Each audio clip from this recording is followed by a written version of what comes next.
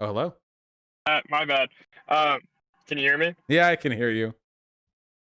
Is it good? Yeah, it's pretty okay. How you doing? Hey, I'm doing good, doing good. A little bit nervous, honestly, but you gotta come out of your comfort zone at times. So, That's okay. We've all um, we've all just been having a big goof off over here. What's up? yeah, What do it you sounds got? like it.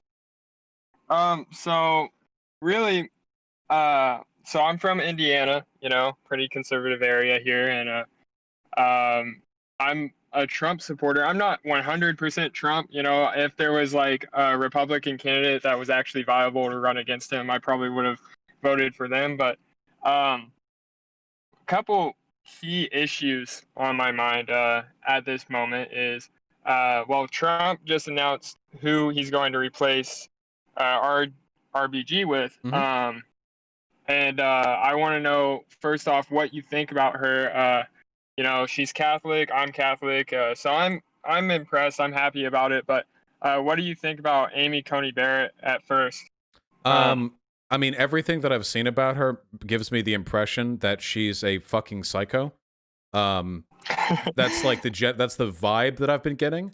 I want to take more of a look into it because right now I've just looked at like a couple of news articles, but I was hoping to maybe look at something a little bit more substantive. But yeah, so far everything that I've seen, it's like literal cultist, like far right crazy dude, or not dude, but yeah. So probably not great, you know. yeah. Okay. Yeah, I understand that because I believe that the Supreme Court should be more moderate, not really 6-3, but honestly, okay. So as a Trump supporter, I need to know why I should vote for Biden because I feel like the media on TV is very left wing, like CNN. I'm a big fake news guy, but then also there's a lot of independent people like Steven Crowder on YouTube that are very right wing and can sway you. I'm actually happy I found you off your Tim Pool video, but what are your main talking points for voting for Biden? Because things that are very important for me are the pro life movement. I am pro life. And on top of that, I'm also pro immigration. I think that, we shouldn't have illegal immigrants in the country. I think that we should do our best to keep all the immigrants that do come legal, like make them legal, by giving them like good access to easy citizenship test. But I don't think that we should just give them amnesty um, or anything like that. And then one other point. So on top of immigration and the pro-life movement, the economy. How do you think Biden will handle the economy? Because the unemployment rate for African Americans, from what I've read, is at an all-time low, especially for other minority groups too. And it seems like the economy is really thriving. I'm not really a proponent of welfare as an economics major. I think that's a free handout. I don't like free handouts. I'm more of a tax cut guy. But do you have a response to any of those topics there? Yeah, so there's quite a few to get to. So, I mean, I'm pretty far left. I'm not a big fan of Joe Biden on his own merits, though there are some policies he's proposed that have actually impressed me. Not in the sense that they met my standard, but in the sense that they exceeded my expectation. I can't, I can't say that I'm necessarily enthusiastic about Joe Biden. What I am is concerned about the direction the country is going in. Your interest in maintaining a moderate Supreme Court is interesting to me. It indicates, I think, that you have a higher order concern for the political process than you do in just your side winning, which I think is admirable. So when it comes to all these positions individually, when it comes to pro-lifing, there's nothing that I can really say there apart from, I mean, I think if you want to pro-life, you can pro-life. I think people have a legislative right and a moral right to their own bodies and to the contents within. And I think that bodily autonomy is the sort of superseding moral authority here. If you really want to prevent people from getting abortions, then it would be in your interest to get Trump in and also to have him get a Supreme Court pick. Apart from that, there's not much else I can say unless we want to get into a protracted debate about the morality of abortion. Can I But, can I oh yeah? ask do you think that fetus inside a woman's body is a baby yet? Like, is that considered a baby, or do you consider that like not a life? Like, is that like, do you see? It's definitely alive. I don't think it's a baby. I mean, I would call it a fetus. I generally call things babies when they're like out, you know. Um, Hmm. but yeah, I'd call it a fetus. I don't think So I'd call it a you person. wouldn't give that fetus, you wouldn't give that fetus like actual rights like we have here as living on this earth right now. No, no. I Like, think is that what you're legal rights should be ascribed at birth. And this might have been some just BS from Tim Pool. I saw that video, and I do watch Tim Pool from time to time. But I also heard that Joe Biden and Kamala Harris both said that abortion should be able to be legalized even 5 days after the kid is born. Which I don't know if that's factual or not, but I did read that somewhere, and that's like infanticide or whatever, like you're killing a baby after it's born. Like, I don't know if you've heard of that. Is I've that heard true? that claim being thrown around, but I've never seen anything to indicate that would be an insane position for anyone to take. Unless we're talking about like thought experiments in a philosophy classroom or something. Like for a politician to say that, that would be fucking ludicrous. I mean, I guess I haven't Googled if they've said that, but I'm pretty comfortable saying that's probably not the case. Is Um, it fair to say that with us becoming more progressive as a nation, that could be a direction we're heading? I don't. Because if you look back 50 years ago, like abortion was like, everyone was more conservative back then, so everyone was like, "Oh, abortion's terrible," and now it's like abortion's okay, and then in the future it could get worse. You think that's the direction we're heading? I don't think so. This is like a kind of a slippery slope thing, but a lot of people think that like, well, if the progressive left goes too far, soon people will be marrying dogs or whatever. But what the left has always wanted is a movement towards consent and equality. And I think that most people would generally agree. By most people, I mean virtually every human on the planet. That after a baby is born, we're talking about an independent human life. I can't imagine any reason why progressive politics would intersect with a belief that that's something you should be able to abort. I mean, if anything, progressives have generally advocated for a restructuring and emboldening of our civil care facilities, for our adoption facilities, for all that stuff.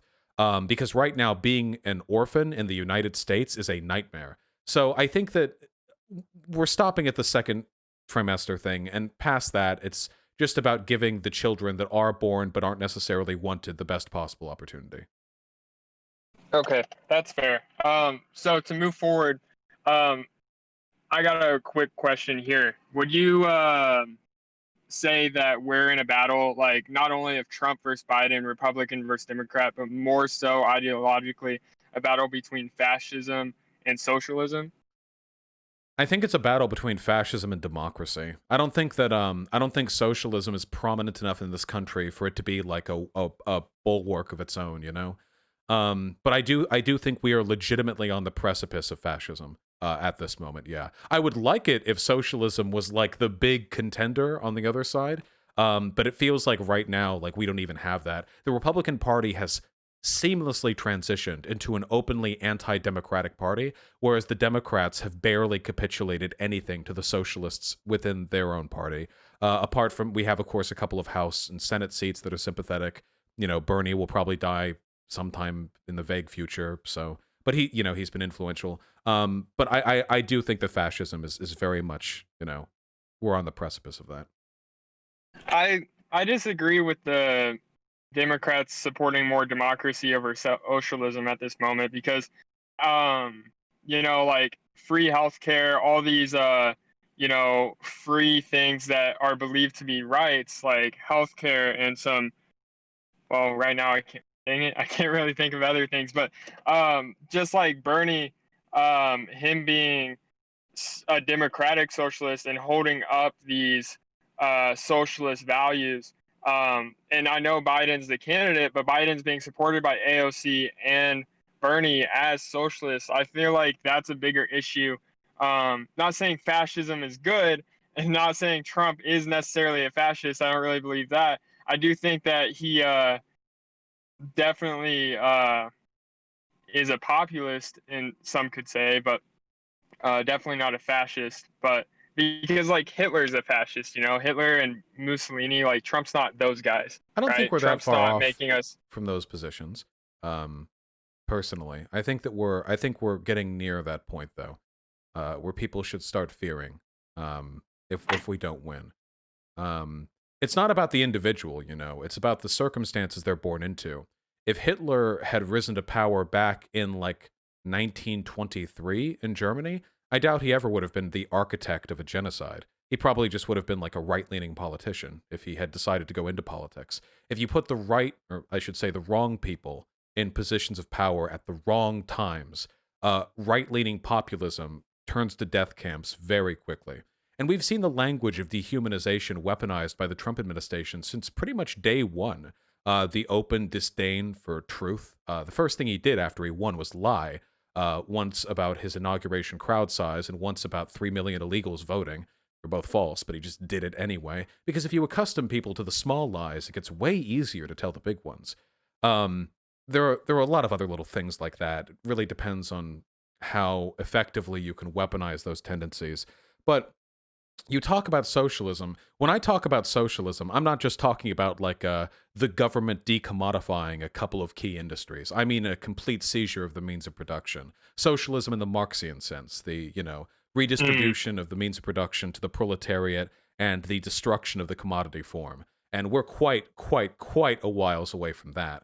But when it comes to the moderate reforms the Democrats are looking to, Joe Biden has said he doesn't support Medicare for all, but let's say even if he did Medicare for all, I think these are perfectly defensible. At the worst, you could argue they're expensive and unsuitable economic policy, which I would disagree with, but I think that's the worst thing you can reasonably say about them.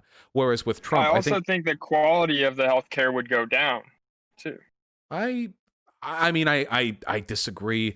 There have been a lot of studies to indicate this just really isn't the case. When it comes to the price, Medicare for all would be cheaper than what we have now, because of what we let insurance companies get away with. And there's just no evidence to indicate that the quality of care declines. In fact, recently there was a tweet thread. By recently, I think I mean like 2 months ago, that was thrown out by like a PR exec who was talking about how he had been for years paid to mislead the public about like Canadian healthcare and the effects that socialized medicine has on the quality of care. And the consensus is that it doesn't worsen things. There are ups and downs, but the ups outweigh the downs. And very powerful and wealthy people are paying media figures to lie about this, because those people are in the pockets of the insurance companies that want things to stay exactly where they are. Okay. I could link it to you with time. I'd have to find that tweet thread or whatever, Yeah. but it was interesting. Yeah, that is interesting. So when it comes to, you said that we're not far from a fascist regime under Trump. And so like, what is your biggest fear? Like, I feel like voting Trump in 2020 is a necessary evil mean to a good end in the long run. What good I feel end?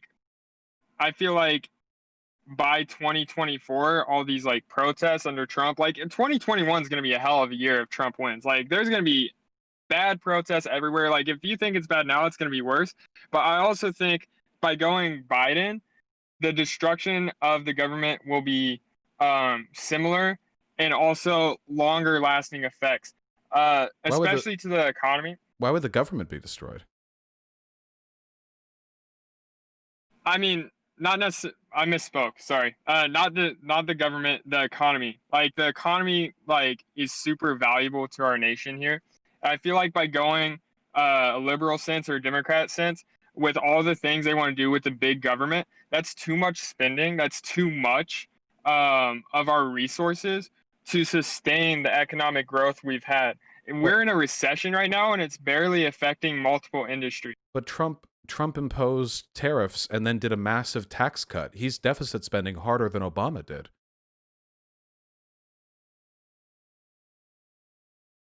But the tariffs were justified because we were in it, like the trade war with China. Like we can't just let them take all of our industry away. You're like an econ major. You have to know those tariffs were a bad idea, right? Every economist disagreed with them. That was a political move, and it lost too. We hurt our industries so badly that Trump had to pay out billions in subsidies to farmers that were hurt by the outcome of those disastrous tariffs. It was just posturing against China. I get it hurt us economically, but for us to keep our image as one of the leaders in the world, we needed that. But We needed to posture ourselves. We can't just let them take us over. You know, everything you see in the store is made by China or made in Vietnam. We have to combat that in a But that way. made us look like idiots. We hurt ourselves in a bad political move to try to posture against China. If we wanted to actually like influence China, why didn't we stay a part of TPP and use the economic influence that we could use with multilateral trade agreements to try to get them to renege on some of their copyright laws, maybe enforce US copyright in China? Or we could start implementing laws that like have not tariffs, but like preferable tax status to businesses that are able to keep their workers or their production chain in America. But Trump didn't do any of that. He did like the worst thing, you know? And then the tax cuts that he did have exacerbated deficit spending massively. Not to speak of the damage to the economy because of his handling of COVID. The economy just tends to do better under Democrats. Like, I don't. The economy was doing great under Obama. Trump just continued the trends from the Obama administration until COVID hit, and you know that was kind of on him. I just don't think that Trump has like a good handle on the economy. I kind of get the feeling he doesn't know what the fuck he's doing. He just like America good, spending bad, but then he like does it anyway. I don't know. Do you think Biden would have handled COVID any better? I mean, it was kind of just like like nobody could have expected it. And Biden was also saying, keep the economy open. You're racist for, you know, closing down the economy in the early months. And then in March, April, and May, when we were talking about opening up, all the Democrats flipped the script and we're like, no, we need to stay closed. We need to stay closed. This is serious. Like, why?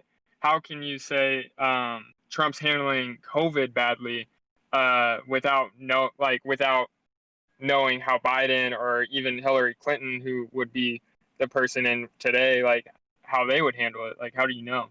Well, I mean, America is 4% of the global population, but a quarter of the COVID deaths. I mean, other countries also were just as surprised by this as us, but we have done like monumentally bad relative to our population size. Like, this is the United States of America. Like, we're supposed to be doing good on this shit, but we did like abysmal. But but yeah, like the reason why Biden called Trump racist wasn't because he shut down travel from China. It was because Trump is racist. It wasn't because Trump shut down travel. It was because he was saying, China virus, the China flu, these Chinese people are... Back in the early days of COVID-19, there were even Republican officials and demagogues who were making comments about, like, Chinese people being unsafe to be around. Like Chinese Americans, like people who haven't ever even been to China, There was a lot of racism early on. He's still doing it. He still calls it the China virus, in spite of the CDC not using that terminology at all. It's pretty clearly like an incendiary accusation when he keeps saying like China sent us this virus. It's like a really pathetic attempt at trying to weaponize nationalism to get people to forget he's responsible for how the country handled it. But yeah, he dismantled Obama's pandemic protection team back in 2018, which was literally designed for situations like this. He defunded the CDC. He did nothing in between shutting down travel from China and Europe, which was a month in between. He didn't like prep on any of like ventilator or PPE like stockpiling. And then when that actually did get rolling, he tried to like get exclusive rights to care from Germany that he would pay for, but they couldn't give to anyone else. He scapegoated blame to every other group imaginable. He would like publicly say shit that Fauci would then later have to correct. Like, yeah, other countries handled this like so much better than us in so many ways. I don't think, but I think Hillary it would have been like 10,000 dead. Maybe even not even that. So? Yeah. Not because Hillary's great. Fuck Hillary or anything. I just think Trump, the problem with pandemics is that Trump is a strong man, like not very smart, but he has to posture a lot. So when it comes to something like a pandemic, which is a force of nature, saying like, okay, everyone, we need to stay indoors, we need to take this seriously, that interrupts the parade. Trump couldn't give them that. Trump couldn't posture like that. So he has to keep up appearances, and what that led to now is a disastrously high death count. Okay, that's fair. So to change topics again, I'm not trying to jump. I'm trying to announce when I jump around. No, no, no, no, So not I at guess all. that's It's better. no, But no, no, no. um, When jumping around's only bad when it's like, here's an argument, then fucking whoosh, you go to somewhere else. If you just want to talk about multiple stuff, that's awesome. I'm here for it. yeah. So I did some research on sex trafficking in the United States. It's a terrible issue. Mhm. That I mean, I'm 20, and I can say that when I was 18, I didn't know it was that big of an issue. I've only recently learned. Um, and so Trump has this task force that's actually helped identify sex traffickers across the United States, and the issue is becoming not resolved, but it's becoming better. But the media isn't announcing this to anybody that I've been seeing. Um, why is it that like the media always bags on Trump, and why is it an always orange man bad media like story, like headline, and why can't they actually just like say something good about Trump? Like, because obviously the sex trafficking thing should be announced because it's been an issue across America for many years. I think the sex trafficking thing has been under discussed under many administrations. Because I didn't hear about it much at all during the Obama one. I agree it should be discussed more. But the reason why they're not talking about it with Trump is because Acosta under Trump proposed an 80% funding cut for the government agency that combats child sex trafficking. Like, under the Trump administration, the government agency that is designed to deal with child sex trafficking has been levied a historic cut in funding to a fifth of its previous budget. It was from 68 million to 18.5 million. Not to mention Trump being a friend of Epstein. I just feel like praising him for anything involving child sex crimes feels a little bit like, it's like virtue signaling. Like, oh, you made a task force that's very high profile, but um if But if the task force does good, okay, I think it should be praised for doing good. Don't get me wrong, but I think this issue doesn't get enough attention regardless of the presidential administration. is it fair that you can cut spending on a task force or a sector and it improve based on that spending? Isn't that like our goal with police brutality, to defund or to abolish the police so that we have better police? Sure, but So it, in concept, but that department hasn't been doing more because of it. I mean, I can see the Trump sex trafficking force. Like, do they have any like big accomplishments? Like, how much have they? Executive order on combating human trafficking and online child sex exploitation in the United States. This is an executive order, so it wasn't even passed through the House. Prosecuting human traffickers and individuals. I mean, I can look into it. I'm sure there's some good that's been done here, but most of the good that Trump does just feels really virtue signaling. He'll suck up to Wall Street. He'll push tax cuts. He'll defund government institutions, and then he'll like, oh, I'm tossing a few million at a black college, or oh, I'm gonna create a task force to do the job of the administration that I just cut the budget of. So yeah, I don't know. I'd have to look more into it to say so concretely. by virtue signaling, you mean like he's just trying to make everybody, you know, happy in a way, I just don't try think to Donald like. Trump gives a fuck about rape children. That dude was an Epstein friend. Donald Trump has like a very credible legal case against him for raping a 13-year-old. I don't think he gives a fuck about that. I don't think he cares about anything but himself. And I think that his attempts to like put this out there are just like a very transparent attempt to try to take credit for something that he's actively kind of harmed during his presidency. I think right now we're actually at America's like highest point for child sex trafficking in its history. So whatever Trump's doing, it's clearly not like affecting the trend. And if it was, then I think he deserves praise for it. But that's conditional. Okay, that's fair. All right, one more thing. So all right, say Biden wins. Um, when he does win, because I'm one of the proponents. Like, I can't see this man complete a full sentence. Like, I have not seen that happen in a while, and he's also seems to be hiding in a basement. I'm looking forward to these debates, but if he does win, what are the likelihood that a vote for Biden is actually a vote for Harris? Because I fear that once Biden, if Biden did win, then the Democrats would be like, oh, he's unfit to lead, he's got dementia, blah blah blah. Harris, you take over. And then she's like, yeah, I'm going to do like I said a few months ago, and I'm just going to take all your weapons. I'm The going to do Harris this and do that. administration, yeah. Yeah. Yeah. I mean, I can't deny there's a chance. Biden is pretty old, and I do think he's sundowning. I think it's defensible, though. Look, personally, I like Kamala Harris quite a bit more than I like Joe Biden. She's, I think, the third most progressive Democratic senator, behind Warren and Bernie, I think, or she might have actually been ahead of Bernie based on some kind of metric. But whatever the case may be, she definitely has a better record than Joe Biden when it comes to my political preferences.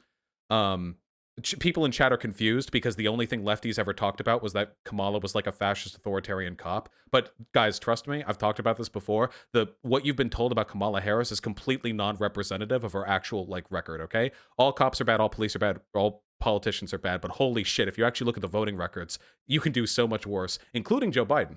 I don't think she's going to pass any gun legislation though, you know? The Democrats have been posturing about gun legislation for what feels like, well, what is about 25 years now, and they've never really succeeded in any like nationwide ban. You know, there have been states that have had their own law changes. California has really dumb gun laws, but if I were you, because I'm pro-gun as well, I wouldn't be that worried about a severe or even meaningful restriction on on your firearm rights.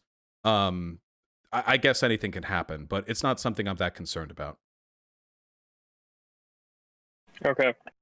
Yeah, I don't know if this was much of a debate. I just, I'm trying to learn the best I can moving forward, but I definitely know that we hold very different values, but I do appreciate you being, sincere and honest and everything. But I got to get going. I'm going to Buffalo Wild Wings, but thank you for yeah, your man. That's what I'm talking about. Thank you. I really appreciated the conversation. Have a good time at BWW.